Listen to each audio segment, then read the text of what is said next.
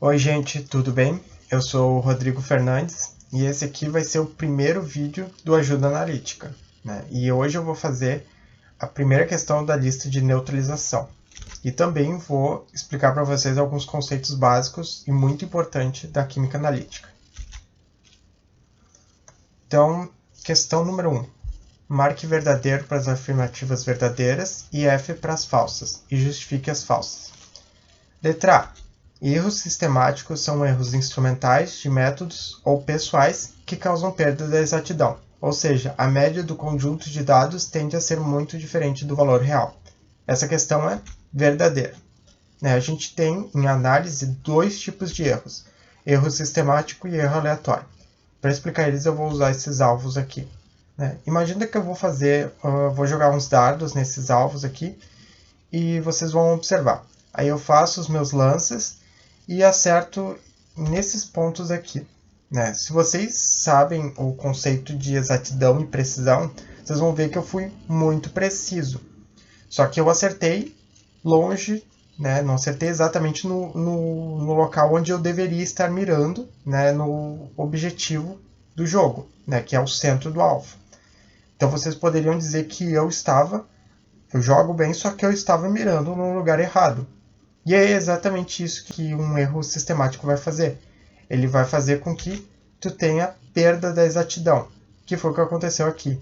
Eu até tive precisão para conseguir acertar os dardos nessa região aqui, precisamente. Mas o conjunto de dados aqui foi deslocado do valor real, do objetivo, que era onde eu deveria estar mirando. No meu sistema, seria eu estar mirando no lugar errado porque teve alguma ilusão de ótica, ou então tinha algum problema no meu olho, e eu mirei no lugar errado, simplesmente assim.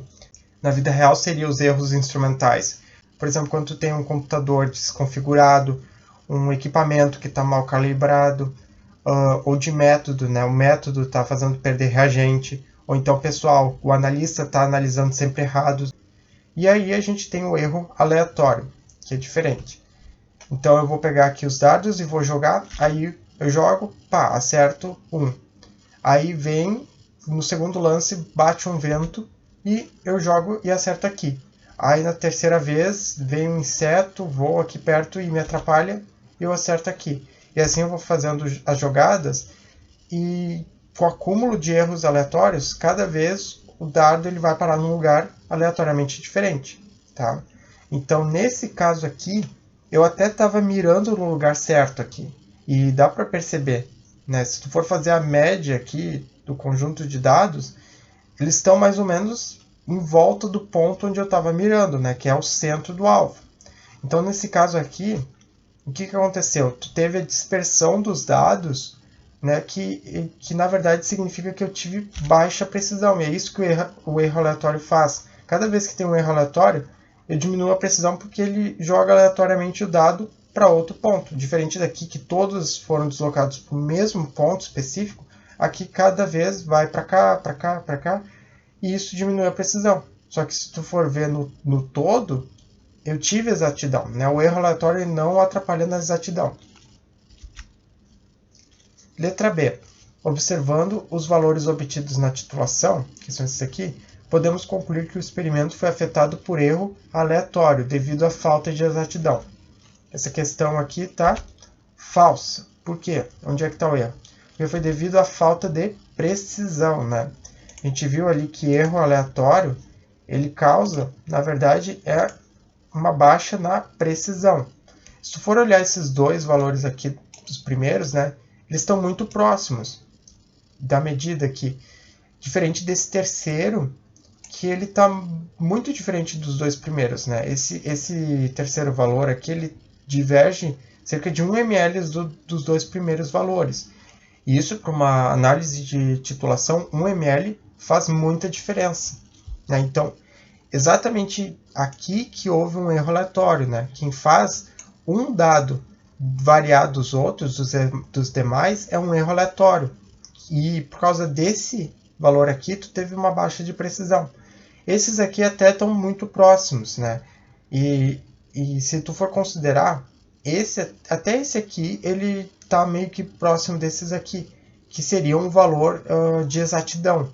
né? Então, se tu for considerar até mesmo com todo mundo aqui, eu até teria uma exatidão, que seria próximo do 31 ml, 31,20, 22 ml. Porém, com esse aqui, tu tem uma baixa de uma precisão que é muito grande. E isso só quem faz é o erro aleatório. Letra C. Tanto as medidas de volume da bureta, esses aqui, quanto a molaridade de ácido calculada, aqui, possuem 4 algarismos significativos. Essa questão aqui está verdadeira. Por quê? Algarismos significativos vão ser a soma dos dígitos certos, né, que contém a certeza, mais o primeiro dígito incerto, né, que é o dígito que contém a incerteza. O que é isso? Né? Se tu pegar esses valores aqui e colocar, tu vai ver que aqui em roxo, né, mais escuro, tem 3 dígitos certos, né, que são os dígitos que tu tem certeza do valor numérico que eles representam, mais esse primeiro aqui em azul mais clarinho, que é o dígito incerto, que ele contém incerteza. Tu não tem completa certeza de que esse zero é um zero, né? Então, tu vai somar esse primeiro dígito incerto à direita com os dígitos certos, aí 3 mais 1, tu tem 4 algarismos significativos em todos eles. Aí esse zero aqui, ele não conta. Esse zero aqui, ele é um zero à esquerda, né? Como a expressão já fala por si própria, ele não é um algarismo significativo. Ele apenas está ali para representar o quão pequeno é esse número na escala de molaridade, né, de mols para litro. Mas ele não contribui com o valor numérico em si. Ele é mais representativo do que significativo, mas ele não conta como significativo. Tá? E outra coisa que eu vou falar aqui é que em volumes, a segunda casa depois da vírgula sempre vai ser incerto, quando a gente estiver medindo com as vidrarias clássicas de laboratório. Por exemplo, aqui, nesse caso, tu está medindo um volume na bureta. Tu tem um volume final da titulação que é entre 30 e 31 ml, e aqui tu tem a graduação mais específica. Aqui tu tem 30,1, 30,2 e 30,3. Então, o que tu tem certeza é que é 30,2 ml, 30,2 e alguma coisa aqui. Que tu tem certeza é que está entre o 2 e o 3 aqui. Então, esses são os algarismos de certeza. Agora, aqui, o que tu vai ter que medir é no olhômetro, né? Aí depende de ti. Se eu olho que acho que está exatamente na metade, eu posso supor que é um 5 aqui, 30,25. Mas aí vai da minha suposição. Né? Não tem como saber completamente porque não tem uma graduação aqui. Vai depender da medida, como que eu fiz, a altura que eu estava olhando também. Pode ser que seja um 6, pode ser que seja um 7 e eu medi errado. Pode ser. Por isso que esse dígito aqui vai ser a da incerteza. Tá? Letra D. Solução padrão é uma solução de concentração conhecida e estável usada para determinar concentrações de outras soluções através da titulação. É isso aí. Né? Esse é o conceito de solução padrão. Talvez não necessariamente da titulação, mas qualquer tipo de análise pode ser feita assim. Então, essa é uma questão verdadeira. Né? E agora eu vou falar algo que é muito importante para vocês saberem. Sempre que tu tiver uma análise, né, de titulação, tu vai ter essas duas vidrarias, que vai ser a bureta e o Erlenmeyer. Quando tu estiver fazendo uma análise de amostra, o que está na bureta, a solução que está na bureta vai ser o titulante, né? Normalmente vai ser a solução padrão. E o que é o conceito da solução padrão? Uma solução de concentração conhecida. Tá? Já no Erlenmeyer, a gente vai ter o quê? Vai ter o que a gente chama de titulado, né? Sempre que tu tiver uma solução que é titulada, ela está embaixo, ela está recebendo o titulante, tá? Ela está sendo analisada. E vai ter o que no Erlenmeyer? No titulado? A amostra, né, que a gente quer determinar, que contém um adalito, né, de concentração desconhecida, mais o indicador e algum reagente que talvez seja necessário colocar, né? E aqui vai ser, então, a concentração desconhecida, que a gente vai tentar determinar através da titulação. Então, por exemplo, tu tem uma reação A reage com B e forma C. Né? Vamos supor aqui que, então, o A vai ser o analito, que está presente na amostra, cuja concentração a gente não sabe, e B vai ser o padrão, que é o reagente da solução padrão, tá? Que a gente sabe a concentração, então a concentração é conhecida. E aqui tu tem C, que são os produtos, mas o que importa é A e B. Se tu sabe que tem uma reação entre A e B, e tu sabe a proporção entre A e B, e tu sabendo a concentração de B, tu consegue automaticamente calcular a concentração de A. E é exatamente isso que é a titulação, para isso que serve. Letra E. Uma solução padrão pode ser preparada por meio direto ou indireto utilizando reagente padrão primário. Essa questão é falsa, né? Por quê? Por causa do indireto. A gente só pode fazer uma solução padrão utilizando um reagente padrão primário só se for por meio direto, né? Por quê? O que é o padrão primário? O padrão primário, então, ele é um reagente que atende os pré-requisitos necessários para ser padrão primário, né? Ele vai ser um sólido estável, ultra puro, ele não pode absorver a umidade do ar, ele não pode se degradar com facilidade, ele não pode ser volátil, ele não pode ter impurezas, ele tem que ter um monte de pré-requisito para ser o padrão primário.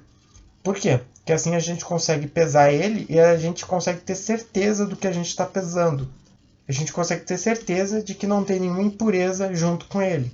E assim ele consegue ser referência na titulação. E a partir dele a gente pode fazer a solução padrão por meio direto, que é só tu pesar e diluir, né, e transformar em solução. Se tu faz corretamente a dissolução do que tu pesou, tu sabe a concentração que ele tem. E se tu sabe a concentração que tem, ele é uma solução padrão. Tá? E é assim que tu faz a solução padrão por meio direto. E exemplos de padrão primário, a gente tem o cloreto de sódio ultra puro, né? O carbonato de sódio também, né? Padrão primário são poucos que atendem o pré-requisito. Eu acho que são uns 10, não são muitos, né? Justamente porque são muito pré-requisitos. E a gente tem o padrão secundário, que são os reagentes que não atendem os pré-requisitos para ser padrão primário, mas que se eles forem dissolvidos em uma solução, a solução tem uma concentração estável. E essa concentração estável pode ser determinada, né? E ela é determinada como? Por padronização, que é o nome que a gente dá quando a gente quer pegar uma solução e descobrir a concentração que ela tem. E aí, se a gente faz a padronização, descobre a concentração da solução, ele se torna referência, né? A solução se torna referência, mesmo sendo o padrão secundário. Então, a gente consegue fazer uma solução padrão por meio indireto, com o padrão secundário, né? Como é que é o meio indireto? Tu vai obter a solução, né, pesando ou diluindo ou fazendo o que for que seja, mirando numa determinada faixa de concentração, que é o que tu quer, a concentração desejável, mas que tu não tem certeza, e aí depois tu faz a padronização, né, e descobre a concentração. E a padronização tu vai ter que usar ou um padrão primário ou uma outra solução padrão de concentração conhecida. E usando ela, a solução padrão ou padrão primário, a gente consegue determinar a concentração e fazer essa solução padrão por meio indireto. A exemplos a gente tem o HCl, né, que é um ácido que na verdade é um gás, não tem nem como tu pesar esse gás, né? Tu vai e pega uma solução concentrada, dilui na concentração que tu quer e vai lá e determina, né, faz a padronização do HCl. E tu tem o NaOH também, que é uma base forte, é um sólido que tu pode pesar, só que ele é uma base reativa que vai reagir com o CO2 do ar. Ele também é um sólido higroscópico que vai absorver a umidade do ar, então ele é extremamente instável. Então tu está pesando, só que tu não tem certeza do que tu está pesando, ele pode vir junto muita impureza, umidade, muita coisa que tu não tem certeza. Então por isso que tu só consegue pesar a massa que tu deseja, dilui e depois a partir dessa diluição tu faz a padronização, né? Então mesmo sendo padrão secundário tu consegue fazer uma solução padrão a partir da padronização, que é o meio indireto, tá? E a última, então, letra F. a figura abaixo mostra um gráfico de titulação de neutralização de um ácido forte com uma base fraca. E a questão é falsa. Por quê? Onde é que está o erro? Porque, na verdade, é uma titulação de um ácido fraco com uma base forte. E como é que eu vou saber isso? Como é que eu vou olhar para o gráfico e conseguir identificar que é um ácido fraco com uma base forte? Bom, eu vou fazer aqui um resuminho e dar umas dicas para vocês, né? Começar pela titulação de ácido forte com base forte. Quando vocês têm essa situação de ácido forte com base forte, quero que vocês prestem atenção em 3 pontos importantes. Né? Primeiro, olha aqui. Vocês olhem os extremos, né? O extremo ácido, né? O pH lá embaixo, e o extremo básico, né? Com o pH elevado. Tá? E aí vocês notem que o gráfico de titulação ele parte do extremo ácido e vai lá para o extremo básico. Tá? Note também que tem o pH neutro, que é exatamente no pH 7. E aqui a gente está vendo que é exatamente no ponto de equivalência da titulação. O que é o ponto de equivalência? É quando todo o ácido reagiu com toda a base. E aí não sobrou nem ácido nem base. E a solução ficou neutra, certo? E exatamente nesse ponto aqui de pH 7. Então vocês têm que notar essas 3 coisas importantes. Vai de um extremo ao outro, extremo ácido ao extremo básico. O ponto de equivalência é neutro, né? Quando tem ácido forte com base forte, o ponto de equivalência vai ser sempre em torno de 7.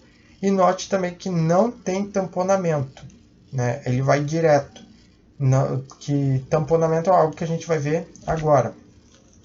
Quando a gente tem um ácido forte com base fraca, né? Por exemplo, quando um dos reagentes é fraco, a gente vai ter região de tamponamento. Isso aqui é uma situação hipotética, tá? Isso aqui não é o que a gente costuma fazer, tá? Porque aqui eu estou adicionando a base fraca. Só que o normal, o comum, é tu adicionar o forte, tá? Sempre o reagente forte é o que está sendo adicionado, é o titulante. E o que é fraco é o titulado. Só que aqui eu criei essa situação invertida só para mostrar para vocês, para conseguir comparar com os outros gráficos, tá? Para ficar mais didático. Porque na realidade ele seria uma reação que partiria do pH alcalino e ia baixar e ia terminar no ácido. Só que aqui eu inverti só para mostrar para vocês como é que seria. Então, a gente tem os 2 extremos, né? Extremo ácido e extremo básico. Tá? E aí, tu tem a região de tamponamento aqui. E aqui onde tu termina, né, entre aspas, a titulação, ele não consegue atingir o ponto mais alto aqui do pH básico. Por quê? Porque a base ela é fraca. Isso depende de cada caso, mas a base sendo fraca, ela não consegue chegar lá no pH muito elevado, 13, 14. Tá? Ela fica mais restrita a uma região mais baixa aqui. Tá? Outra coisa que é importante notar é o ponto de equivalência, né? Se no gráfico passado era no pH neutro 7, agora esse ponto de equivalência está abaixo do 7. Ele é um ponto de equivalência ácido, ele está mais próximo do ácido do que do extremo básico. Tá? E talvez isso seja a coisa mais importante de vocês se ligarem aqui nesses gráficos de titulação, porque o ponto de equivalência ele vai te dizer a força dos reagentes. Né? Aqui, sendo ácido, ele diz que o que vai predominar aqui na reação vai ser a força do ácido, né? Porque a base é fraca, então prevalece aqui, e dá para ver isso no gráfico, é a força do ácido. Tá? Então vocês têm que prestar atenção, né? Que não vai de até o extremo básico, por causa que a base é muito fraca. O ponto de equivalência é moderadamente ácido, né? Por causa da força do ácido. E aí temos uma região de tamponamento, que ela vai depender do pKa ou do pKb dos compostos. Como a gente sabe aqui que é uma base fraca, a gente sabe que o que está causando o tamponamento vai ser, por exemplo, aqui o pKa do composto conjugado da base, que vai ser uma resistência para a mudança de pH nessa região aqui. Tá? E por fim a gente volta aqui, né, e olha o gráfico que eu tinha mostrado, que é um ácido fraco com uma base forte. Né? Por quê? Vamos ver aqui. Primeiro a gente olha os extremos, né? Já vê que o gráfico está partindo do pH 3. Ele não está partindo do extremo ácido aqui. Ele já está partindo de um pH mais elevado. Já dá para ver que aqui o ácido não é tão forte assim. Tá? E aí ele termina lá um pH mais elevado, né, que é a decorrência da base forte. Outra coisa também que a gente pode ver é que o ponto de equivalência ele está acima do 7. Ou seja, ele é um ponto de equivalência alcalino, básico. Tá?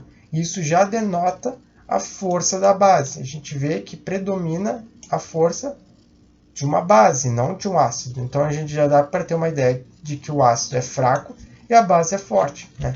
Prestem atenção sempre nessas coisas. Né? Não parte do extremo ácido. Isso aqui pode variar, tá? Depende de cada caso. Também depende da diluição dos reagentes. Mas se ele não parte do extremo ácido, dá para ver que talvez, né, não seja um ácido forte. O ponto de equivalência é moderadamente básico. Isso aqui já denota de cara quem que é forte aqui na reação. E tem a região de tamponamento, tá? Que nesse caso está onde? Está aqui, ó. Essa região quase horizontal que começou subindo e estacionou aqui e depois voltou a subir. Né? Essa região de tamponamento aqui está próxima do pH 5. Né? Por quê? Porque a região de tamponamento vai depender do pKa. Como a gente sabe que é o ácido que é fraco, a gente sabe que o pKa do ácido fraco vai ser 5, que é em torno da região de tamponamento dele. Certo?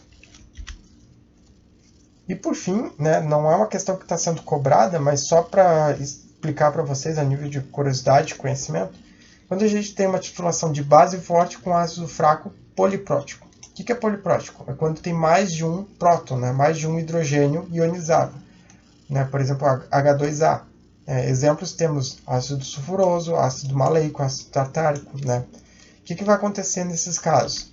Esses ácidos aqui, eles têm duas reações de ionização. Né? Eles liberam próton em duas reações diferentes. Aqui ele libera o primeiro hidrogênio, né? Que é, né, pela reação em equilíbrio regida pelo pK1. E tu tem a segunda liberação de hidrogênio, né? Que é regida pelo pKa2. Então tem um ácido com 2 pK, certo? E o gráfico vai ficar dessa forma aqui. E o que é importante vocês notarem daqui? Que como o ácido ele tem 2 pKa e ele libera os seus hidrogênios em duas reações distintas, ele vai ter duas zonas de tamponamento. E onde é que elas estão aqui? Então aqui. Essas zonas aqui de tamponamento vão ser referentes ao pKa das reações de ionização. Aqui a gente tem parte do pH 2, vai aqui. Tu tem o primeiro tamponamento, que é em torno do pKa1, né, em torno de pH 2. Então, o pKa1 desse caso aqui vai ser o pKa em torno de 3. Como vocês podem ver aqui, o Ka vai ser exatamente 10 na menos 3, ou seja, o pKa é 3, como a gente pode ver aqui. Aí depois vai ter a continuidade da titulação. Aí aqui chega em outra região de tamponamento, que está referente ao pKa2, que é quando ele vai liberar o segundo próton e ficar na forma de ânion, só ânion de carga negativa. E aqui depois continua e vai para o extremo alcalino. Né? Aqui no caso, sendo uma base forte. Então é isso, gente. Eu espero que vocês tenham aproveitado. Né? Qualquer dúvida, estou aqui. É só me mandarem ali no grupo, me pedirem. E é isso. Bons estudos.